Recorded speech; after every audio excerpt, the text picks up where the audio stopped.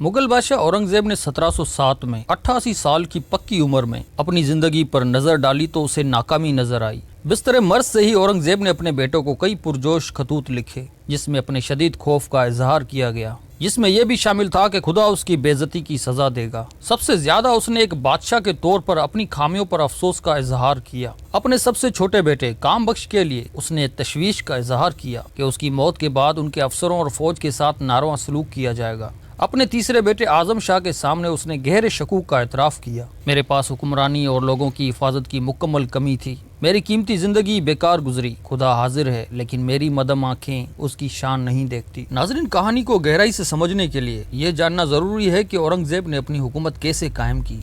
तख्त के लिए जंग जो शाहजहां के 4 बेटों के दरमियान हुई, इसमें एक नयापन था। जबकि पहले जंगे शहनशाह की मौत के बाद लड़ी जाती थी, लेकिन ये जंग उस वक्त लड़ी गई जब शाहजहां अभी जिंदा था। इसके अलावा शाहजहां के तमाम बेटे और बेटियां इसमें शरीक हुए, जबकि चारों बेटे दारा, शाह शुजा, औरंगजेब और मुराद बख्श एक दूसरे के खिलाफ लड़े। बहनों ने अपने आप को किसी न किसी भाई के साथ मिला लिया। जहां आरा ने दारा की हिमायत की, रोशन आरा ने औरंगजेब की हिमायत की और गोहा आरा ने मुराद बख्श का साथ दिया। सितंबर 1657 के अव्वल में शाहजहां बीमार हो गया।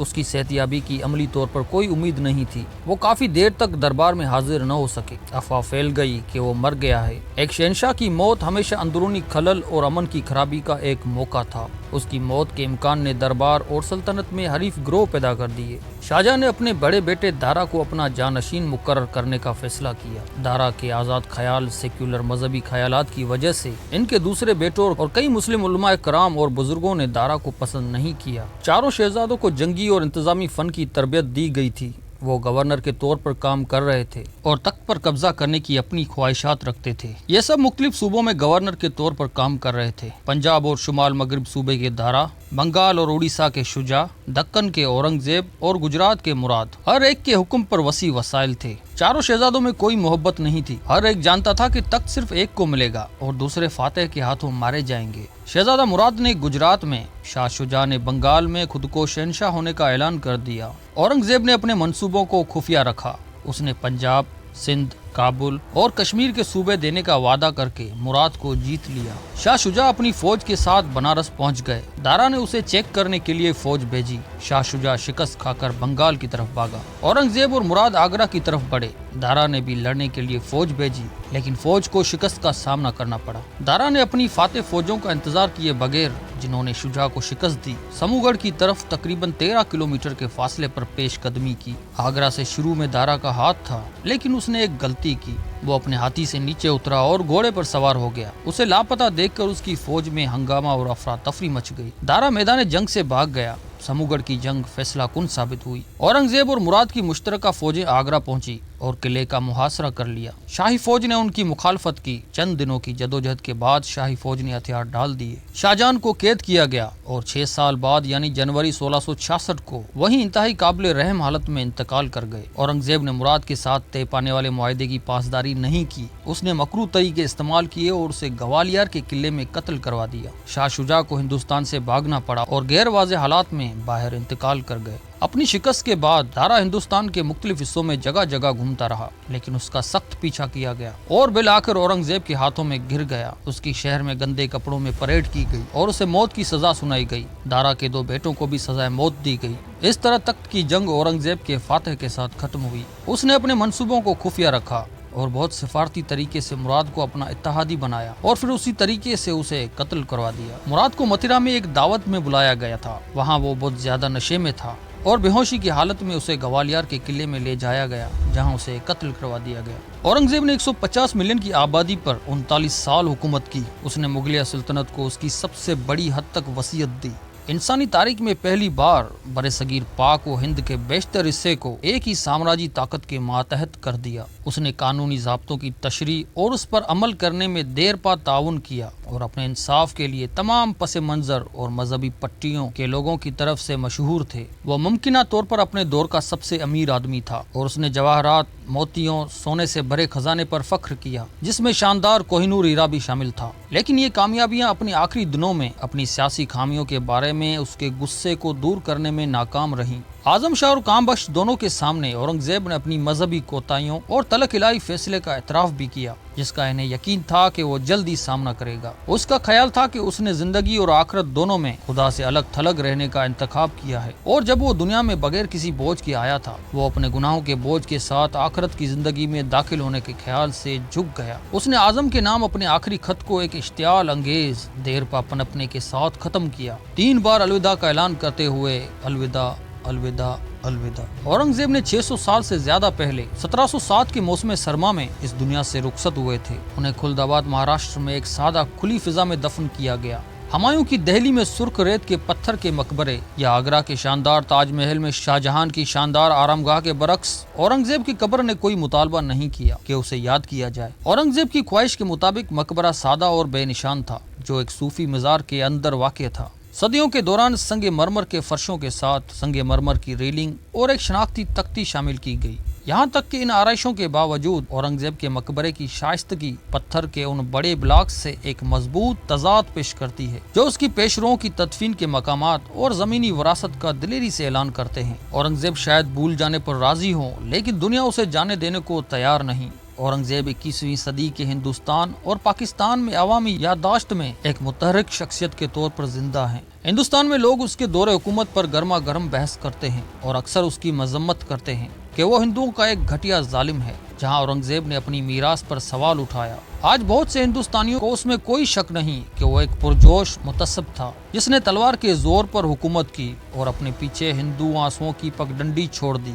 औरंगजेब को जदीद हिंदुस्तान के चेहरे से मिटाने की हालिया सियासी कोशिशों, जैसा कि दिल्ली में औरंगजेब रोड का नाम तब्दील करके उस शहनशाह और हिंदुस्तान के इस्लामी माजी के बारे में बहसों में एक नई जान डाल दी है। पाकिस्तान में औरंगजेब का किराया कदर बेहतर है। कुछ लोग हिंदुस्तानी लाइन की पैरवी करते हैं कि औरंगजेब एक सीधा मुतसब था, जबकि दूसरे उसे पुराने वक्त के चंद हकीकी मुस्लिम हुक्मरानों में से एक के तौर पर देखते हैं। इन जदीद नज़ारों में कीमती छोटी तारीख सतह हैं, बल्कि 21वीं सदी के जनूबी एशिया के बारे में औरंगजेब की गलत मालूमात और मजम्मत के तौर पर ये शख्स खुद एक मम्मा बना हुआ है। औरंगजेब मुगलिया सल्तनत का छठा हुक्मरान था, जो वसी तनासुब की सियासत थी। अगरचा बरे सगीर से बाहर की दुनिया आज मुगलों को शाज और नादिर ही याद करती है, लेकिन अपने जमाने में वो शदीद मशहूर और खौफ का शिकार थे। सन 1600 तक मुगल बादशाह की आबादी पूरे यूरोप से आगे निकल गई और मुगलों की दौलत दुनिया में बेमिसाल थी।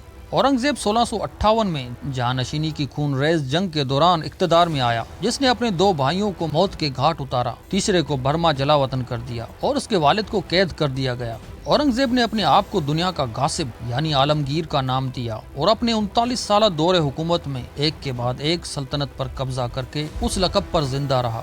यहाँ तक कि अपनी जिंदगी के दौरान औरंगजेब ने दुनिया भर में तखीलात को अपनी गिरफ्त में ले लिया। 1675 में इंग्लिस्तान के उस वक्त के शायर जॉन ड्राइटन ने औरंगजेबी लिखी, जो मुगल बादशाह के बारे में एक बहादुर अलमिया है। यूरोपीय मुसाफिरों ने बड़ी तादाद में हिंदुस्तान का सफर किया और बहुत से लोगों ने मशहूर औरंगजेब आलमगीर के साथ सामाइन की तलाश की। बरतानवी, डच, पुर्तगाली और फ्रांसीसी ताजरों ने बरसगीर और मुगलों के साथ तजारती मुआहिदों की पैरवी की। ताहम मुगल नुक्ता नजर से यूरोपी छोटी मछली थे। औरंगजेब अपने पेशरों की तरह दुनिया की तारीख के सबसे बड़ी सल्तनतों में से एक पर हुक्मरानी करने में मसरूफ था। एक बादशाही जिसमें 3.2 मिलियन मुरब्बा किलोमीटर तकरीबन जदीद हिंदुस्तान का हजम शामिल था और अपनी दौलत, खुशहाली और मजहबी और सकाफती तनों के लिए काबिल कद्र था। 1707 में मुगल सल्तनत जोगरनाट कुतुब से इजाजत लेकर दोबारा पेश किया गया। दूसरे मुगल हुक्मरानों के बरक्स, जिन्होंने मोरकिन की तवज्जो अपनी तरफ मबजूल करवाई है, औरंगजेब को गुज़िश्ता कई दहाइयों से नजरअंदाज किया गया है। उस बादशाह की जिंदगी को पकड़ने का काम, जिसके बारे में हम हैरत अंगेज तौर पर बहुत कम जानते हैं। औरंगजेब एक पेचीदा शहनशाह था, जिसकी जिंदगी बाज़ औक़ात मुतज़ाद ख्वाहिशात और मुहर्रकात की तरतीब से तश्कील पाती थी, जिसमें ताकत, इंसाफ, तकवा और मुगल बादशाह का बोझ शामिल था। ऐसा आदमी किसी भी हालत में एक चैलेंजिंग तारीखी मौजू होगा, लेकिन खास तौर पर सकाफती इल्म की खलीज को देखते हुए जो उसके वक्त और हमारे अपने दरमियान खड़ी है। औरंगजेब भी तारीख का वो जिंदा तार है जो दौरे हाजिर में आग भड़काता है। ताहम औरंगजेब के मौजूदा मकबूल नज़ारे हकीकत से ज्यादा अफसाने हैं। अगर हम इस अफसाने की धुंध को छेद सकते हैं जो आज औरंगजेब को छुपा हुआ है, तो हम शायद 17वीं सदी के हिंदुस्तान के वाहिद सबसे अहम सियासी शख्सियत की बाजियाफ्त शुरू कर सकते हैं। چونکہ ماضی کا کوئی راستہ کہیں سے شروع نہیں ہو سکتا، لیکن حال میں اس لیے میں سب سے پہلے اپنے دور کے تصور کردہ اورنگزیب کی طرف رجوع کرتا ہوں۔ اس کے بعد میں اس شخص کا خود تجزیہ کرتا ہوں کہ وہ اس کی عمر کی پیداوار اور ایک شہنشاہ ہے جس نے اس وقت کو تشکیل دیا جس میں وہ رہتا تھا۔ سال 2015 اورنگزیب کے لیے بہت برا رہا۔ سال کے بیشتر حصے میں اس بات پر بحث جاری رہی کہ آیا دہلی کی ایک بڑی سڑک سے مغل بادشاہ کا نام نکال دیا جائے۔ وجہ جیسا کہ ایک مقامی سکھ گروپ نے یہ خیال پیش کیا کہ اورنگزیب ہندوستان میں ناقابل برداشت، غیر انسانی، وحشیانہ جرائم کے سب سے زیادہ ظالمانہ اذیت دینے والے مجرموں میں سے ایک تھا۔ ہندو قوم پرست بی جے پی سے وابستہ چند ممبران پارلیمنٹ اس بینڈ ویگن پر کود پڑے اور انہوں نے دہلی کی تاریخ کے ایک تکلیف دہ صفحے کو پھاڑنے یا کم از کم اس شہر سے ناگوار حکمرانوں کا نام مٹا دینے کے لیے اپنی آوازیں جاری کی۔ اگست 2015 کے آخر میں نئی دہلی کے اہلکاروں نے سر تسلیم خم کر کے اس گلی کا نام APJ عبد الکلام روڈ رکھا۔ ہندوستان کی 11ویں صدر کے بعد ایک ہفتہ بعد شہر کے ملازمین رات کی آخری پہر میں باہر نکلے اور سڑک کے نشانات پر اورنگزیب کا نام چھین لیا۔ اورنگزیب کے بارے میں پورے معاشرے میں بھولنے کی بیماری پیدا کرنے کے بجائے تاہم اس طرح کے واقعات نے انہیں لوگوں کے ذہنوں میں صرف کر دیا۔ محض ایک ماہ بعد اکتوبر 2015 میں شیو سینا کے ایک رکن پارلیمنٹ کو ایک شہری عہدیدار پر ٹیپ پھینکتے ہوئے پکڑا گیا جس میں اورنگزیب کی اولاد بھی شامل ہے۔ اس طرح کی زبان بابر کی اولاد کی آئینہ دار ہے جو ہندوستانی مسلمانوں کے خلاف بدسلوکی کی ایک اصطلاح ہے۔ خاص طور پر 1980 کی دہائی کے آخر اور 1990 کی دہائی کے اول میں ایودھیا میں بابری مسجد کو دائیں بازو کے ہندوتوا کے ذریعے مسمار کرنے تک۔ لیکن بابر کی جگہ اورنگزیب کیوں؟ تفرقہ انگیز ہندو قوم پرست نقطہ نظر سے بابر اور اورنگزیب کسی حد تک جابر مسلمان فاتح کے طور پر بدل سکتے ہیں۔ اس لحاظ سے اورنگزیب آرتھوڈاکس مسلمانوں کے ایک پورے زمرے میں کھڑا ہے جو کہ ہندوستان کے ماضی کے ناخوشگوار پہلوؤں میں ملوث ہیں اور اس کے نتیجے میں ہندوستان کے حال میں ناپسندیدہ ہیں۔ یہ اتفاقی نہیں ہے کہ اورنگزیب کو مغل بادشاہوں میں سب سے زیادہ متقی سمجھا جاتا ہے۔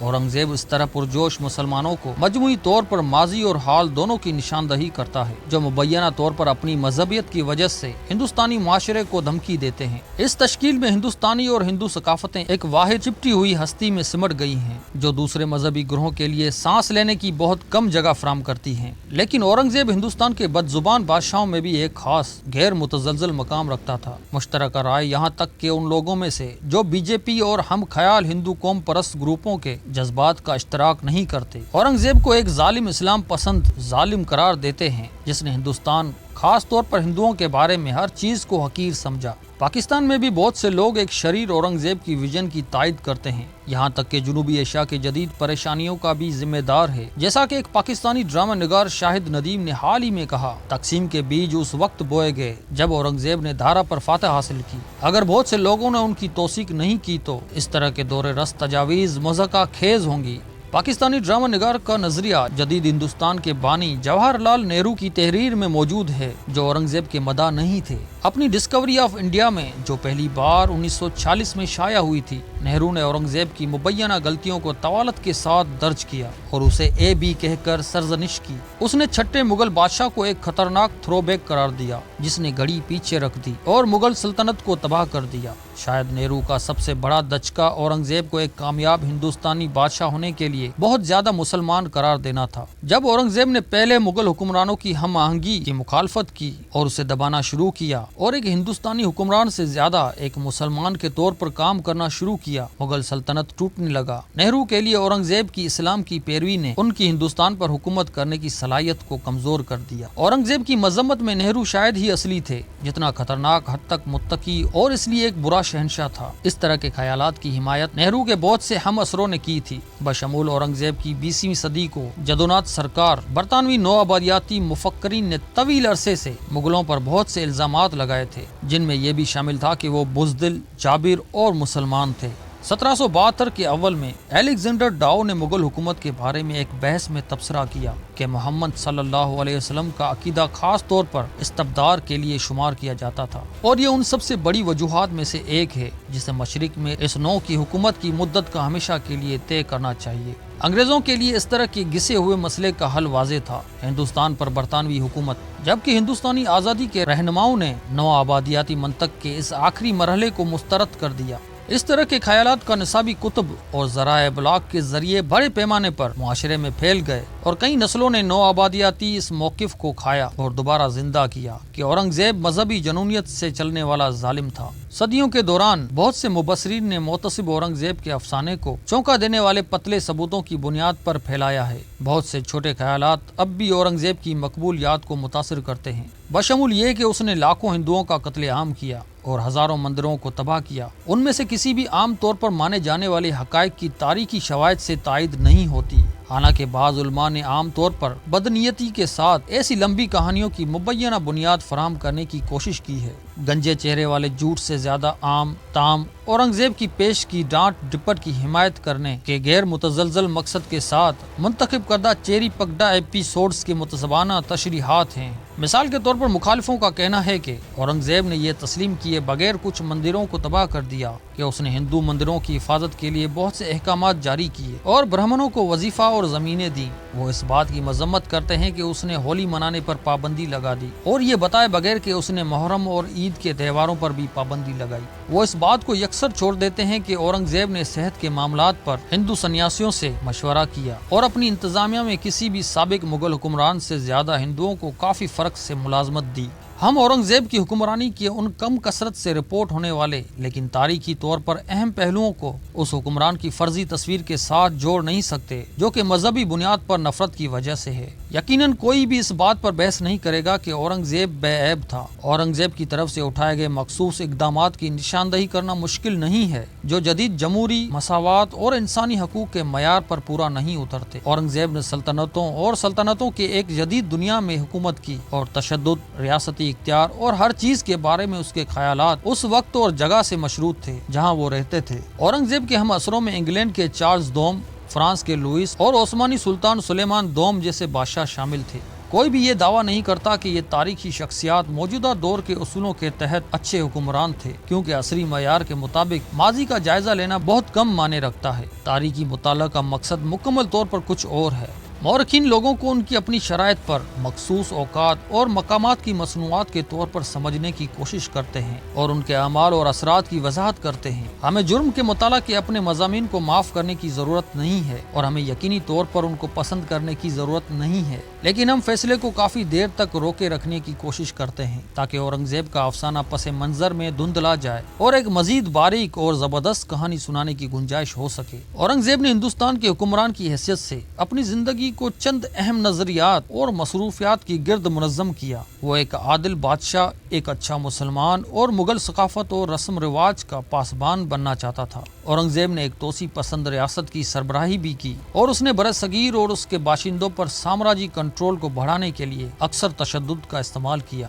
اورنگزیب کے بارے میں میرا بیانیہ ان بنیادی اقدار کو حاصل کرنے کی کوششوں کے گرد گھومتا ہے، سب سے بڑھ کر انصاف، اور اس میں ایسی مثالیں بھی شامل ہیں جن میں اس نے خام طاقت کی تلاش میں اپنے نظریات کو ضائع کر دیا۔ اورنگزیب کا انصاف کا ویژن وسیع تر اسلامی روایت سے گہرا رنگین تھا، جس میں سے زیادہ تر کا دینیات سے بہت کم تعلق تھا۔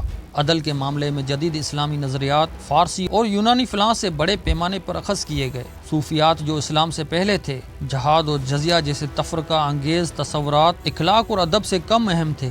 اورنگزیب اپنے سامراجی پیشروؤں سے بھی متاثر تھا اور اس نے اپنے آپ کو پہلے کے مغل بادشاہوں کی طرح بنایا تھا۔ بلا شبہ انصاف کے بارے میں اورنگزیب کی نظریات آج کل عام طور پر قبول کیے جانے والے نظریات سے میل نہیں کھاتے، لیکن یہ شاید ہی نکتہ ہے۔ اورنگزیب کو عصری معیارات سے پرکھنے کے بدلے اس کی زندگی اور دور حکومت کا ایک تاریخی بیان تیار کرنے کی کوشش کرتا ہوں۔ اس طرح انسان اور بادشاہ کو غلط معلومات کے ان ٹیلوں کے نیچے سے نکالنے کی کوشش کرتا ہوں جسے ہم صدیوں سے آنکھیں بند کر کے قبول کرتے آئے ہیں۔ اورنگزیب کے عدل، تقوی اور مغل ریاست کی تعین عقیدت فارسی تاریخوں، بادشاہوں کے خطوط اور 17ویں اور 18ویں صدیوں کے دیگر بنیادی ماخذوں میں متواتر مضامین ہیں۔ ان فارسی تصانیف کی تنقیدی مطالعہ اور اورنگزیب کی میری داستان کے ساتھ ساتھ ہندی، سنسکرت اور دیگر زبانوں میں تحقیق کے لیے ریڑھ کی ہڈی کی حیثیت رکھتے ہیں۔ اورنگزیب کے خیالات، خاص طور پر انصاف، اخلاقیات اور صحیح اسلامی رویے کے بارے میں ان کی تصورات اکثر اس سے الگ ہوتے ہیں کہ آج کل ان چیزوں کو کس طرح بیان کیا گیا ہے، لیکن ہمارے سامنے سوال یہ نہیں ہے کہ کیا اورنگزیب ایک عادل بادشاہ تھا، بلکہ یہ جاننا چاہتا ہوں کہ اورنگزیب کے خیال میں ایک منصف مغل بادشاہ ہونے کا کیا مطلب ہے، اور اس نے ہندوستان کے شہنشاہ کے طور پر اس کے عالمی نظریے اور اعمال کی تشکیل کیسے کی۔ اورنگزیب کو اس کی اپنی شرائط پر سمجھنا ایک امید افزا منصوبہ ہے، لیکن آج تک ایک چھوٹی سی کوشش کی گئی۔ یہ نقطہ نظر قرون وسطی کے ہندوستان پر اورنگزیب کے اثرات اور ہند مسلم تاریخ میں اس کے اہم مقامات کو بہتر طور پر سمجھنے میں ہماری مدد کر سکتا ہے۔ بنیاد پر مبنی تاریخی دعوے حال کے جذبات کو بھڑکا سکتے ہیں، جو اکثر اورنگزیب کو ایسی چیز کے طور پر پیش کرتے ہیں جو وہ کبھی نہیں تھے۔ اورنگزیب کی موجودہ تحریفات میں میری تجویز کردہ مداخلت سنجیدہ تاریخ پر مبنی ہے، خاص طور پر سنجیدہ ہے۔ اس کے برعکس پہلے کے مفکرین نے اورنگزیب کی غیر مستحکم مقبول تصویر کو دو الگ الگ حربوں کا استعمال کرتے ہوئے ناکارہ بنانے کی کوشش کی ہے، جو دونوں ناکام ہو گئے کیونکہ وہ دفاعی ہیں۔ پہلا فضول طریقہ یہ ہے کہ اورنگزیب ایک مذہبی جابر تھا، لیکن اس کا موازنہ مغل شخصیات خاص طور پر اکبر اور دارا شکوہ سے کیا جائے۔ آرتھوڈوکس اورنگزیب کے مقابلے میں دلیل یہ ہے، اکبر اور دارا نے بہت سے ہندو نظریات کو جذب کیا اور اس طرح برصغیر کے قابل قبول حکمران ہونے کے لیے کافی ہندوستانی بن گئے۔ یہ طرز فکر اورنگزیب پر نظر ثانی یا جائزہ نہیں لیتی، اس کے بجائے وہ اکبر، تیسرے مغل حکمران اور اورنگزیب کے پردادا کے ذریعے تعمیر کردہ رواداری کے کلچر کو تباہ کرنے اور اورنگزیب کی بڑے بھائی دارا شکوہ کے ماتحت مغل تخت چھیننے کے لیے بدنام کیا جاتا ہے۔ تاہم تاریخ کے عظیم شان عارق میں اورنگزیب کی فرقہ واریت کو مثالی ہندوستانی مسلمان کی ہم آہنگی کی میراث کے ذریعے مبینہ طور پر متوازن کیا گیا تھا۔ یہ سوچ ہندو قوم پرستی کے ابتدائی نظریہ رکھنے والے وی ڈی ساورکر کی طرح بھی مشترک ہے۔ اس منطق کے بعد دہلی میں اورنگزیب روڈ کا نام تبدیل کرنے پر بحث کرنے کے دوران خیال آیا کہ شاید اس گلی کو دارا شکوہ روڈ کا نام دیا جائے۔ در حقیقت اکبر اور دارا اورنگزیب کی طرح ان کی مقبول شہرت سے کہیں زیادہ پیچیدہ تھے۔ اورنگزیب کو متوازن کرنے کے لیے اکبر اور دارا کو پکڑ کر ہم ان میں سے کسی کے بارے میں کچھ بھی نیا سیکھنے میں ناکام رہتے ہیں اور مغل بادشاہوں کو ان کی مبینہ مسلمیت کے مطابق درجہ بندی کرنے کے لیے اپنے آپ کو بیڑی میں ڈال دیتے ہیں۔ اس طرح کے موازنے میں ہم یہ فرض کرنے کی کلاسیکی غلطی کے بھی مرتکب ہوتے ہیں کہ ہندوستانی تاریخ میں سب کچھ خاص طور پر ہند مسلم ماضی مذہب کے بارے میں تھا۔ اورنگزیب ایک مسلمان تھا، حالانکہ اس قسم کا مسلمان نہیں تھا، نہ تو اس کے جدید مخالفین یا حامیوں کے خیال میں وہ تھا۔ مزید یہ کہ اورنگزیب کو اپنے عقیدے سے کم نہیں کیا جا سکتا۔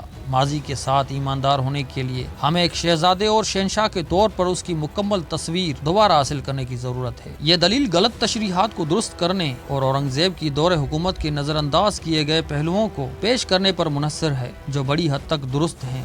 عام خیال کے برعکس، مثال کے طور پر اورنگزیب نے کبھی بھی بڑے پیمانے پر تبدیلی کے پروگرام کی نگرانی نہیں کی جس میں غیر مسلمانوں کو اسلام یا تلوار کے درمیان انتخاب کی پیشکش کی گئی ہو۔ اورنگزیب نے ہزاروں ہندو مندروں کو تباہ نہیں کیا، اس نے ہندوؤں کی نسل کشی سے مشابہ کوئی چیز نہیں کی۔ در حقیقت اورنگزیب نے اپنی حکومت میں ہندوؤں کو اعلیٰ عہدوں پر تعینات کیا، اس نے ہندو مذہبی گروہوں کے مفادات کا تحفظ کیا، یہاں تک کہ ساتھی مسلمانوں کو حکم دیا کہ وہ برہمنوں کو ہراساں کرنا بند کر دیں۔ اس نے اپنی تمام رعایا کے لیے محفوظ سڑکیں اور بنیادی امن و امان فراہم کرنے کی کوشش کی۔ ریکارڈ قائم کرنا ایک مورخ کے دائرہ کار میں آتا ہے اور یہ بہت کچھ سچ ہے۔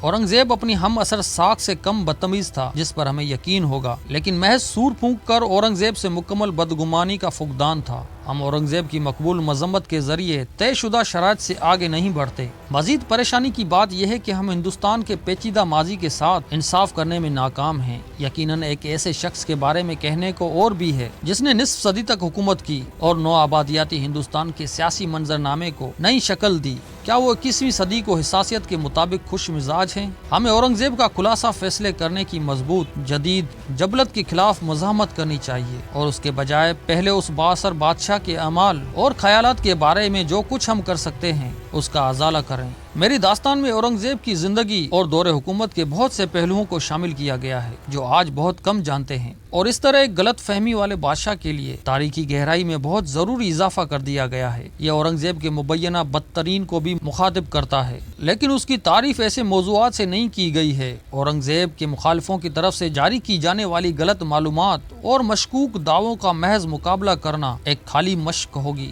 کیونکہ یہ تاریخ کی بنیادی رہنما اصول کو پورا کرنے میں ناکام رہے گی۔ تاریخی شخصیات کو ان کی اپنی شرائط پر سمجھنا اس تفریق کی ایک اچھی مثال تاریخی طور پر دفاعی سوچ اورنگزیب کا ہندوؤں کے ساتھ سلوک ہے۔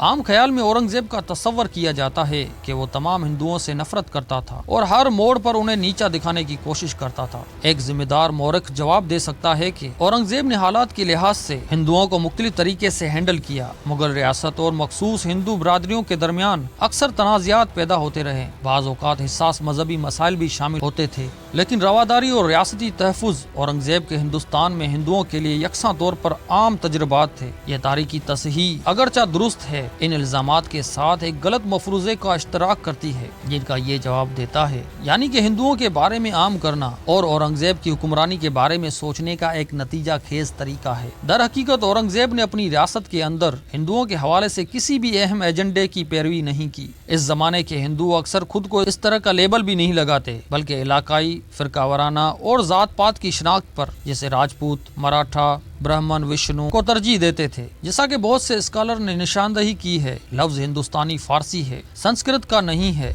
और बरतानवी इस्तेमार के दौरान आम तौर पर खुद हवाला के तौर पर इस्तेमाल हुआ। मुगलों ने भी हिंदुओं के ग्रोहों के दरमियान इख्तिलाफात पर जोर दिया। मिसाल के तौर पर महाबत खान, जिन्होंने 1670 की दिहाई के अव्वल में मुख्तसर अरसे के लिए दक्कन में मुगल कोशिशों की क़यादत की, मुगल शराफत में से राजपूतों और हिंदुओं को तरजीह दी, यहाँ तक कि मराठों से लड़ते हुए भी, जो बज़ाहिर इसमें हिंदू शुमार नहीं होते थे। औरंगजेब के तहत मुगल हिंदू ताल्लुकात को एक ब्लॉक के तौर पर जांचने के बजाय हम मखसूस ग्रोहों को इक़दामात को अलग अलग तस्वर करते हैं। तारीखी बुनियादों के लिहाज से बेहतर है इस मुनासबत से क़ारीन को यहाँ हिंदुओं के साथ औरंगजेब के बर्ताव पर कोई सेक्शन नहीं मिलेगा, बल्कि हिंदू अमरा के बारे में ज्यादा वाज़ेह बहसें मिलेंगी, जिन्होंने मुगल रियासत, ब्राह्मण, मजहबी रहनुमाओं और मुसल्लह मराठा अपोजिशन के लिए काम किया। अगर हम अपने दौर की महदूदियत, फिरकावाराना इस्तिलाहात से हटकर सोचें और 17वीं सदी को मुगल दुनिया को बहाल करने की कोशिश करें तो औरंगजेब की एक हैरान कुन तस्वीर सामने आती है। औरंगजेब एक हिंदुस्तानी शहंशाह था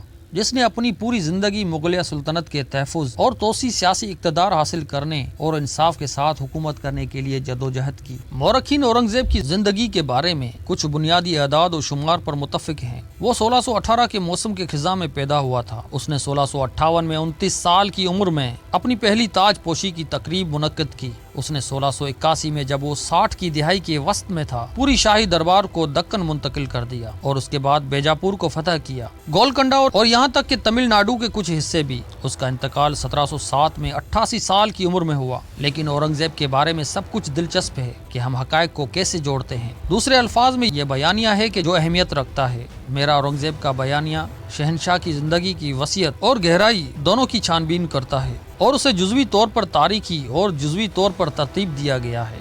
बचपन से लेकर मौत तक औरंगजेब की जिंदगी का सुराग लगाते हुए हम उन अहम कुव्वतों को समझ सकते हैं जिन्होंने मुगल बादशाहत, अखलाकी तर्ज अमल और सियासत के बारे में उनके नजरियात को तश्कील दिया, और ये देख सकते हैं कि वक्त के साथ साथ उनका अर्तका कैसे हुआ। तख्त पर उसके बरसों के मुंतखब अक्सात और पहलुओं को तलाश करने से हम उन मोहरकात की गहरी तारीफ हासिल करते हैं जिन्होंने औरंगजेब को मुतहर्रिक किया और उसकी नुमायां पॉलिसियों की नताइज। मैं औरंगजेब की जिंदगी के पहली 4 दहाइयों से शुरू करता हूँ, खास तौर पर एक शहजादे के तौर उसके नौजवान बालिग सालों से, जिसने जानशीनी के आने वाली जंग में अपने भाइयों को पीछे छोड़ने के लिए खुद को पोजीशन में रखा। औरंगजेब ने 2 साल की खूनरेज जदोजहद के बाद तख्त हासिल किया और फौरी तौर पर अपनी विरासत में मिली हुक्मरानी को अपनी जरूरियात के मुताबिक ढालना शुरू किया। यह मंसूबा उसके तकरीबन 50 साल दौरे हुकूमत में सामने आया। औरंगजेब के दौरे हुकूमत के 3 पहलुओं से हमें उसके बारे में बेहतर तौर पर समझने की मदद मिलती है। वीडियो पसंद आई तो लाइक कीजिएगा और मजीद वीडियोस के लिए अमोनिया स्टाइल सब्सक्राइब करें। अल्लाह हाफिज।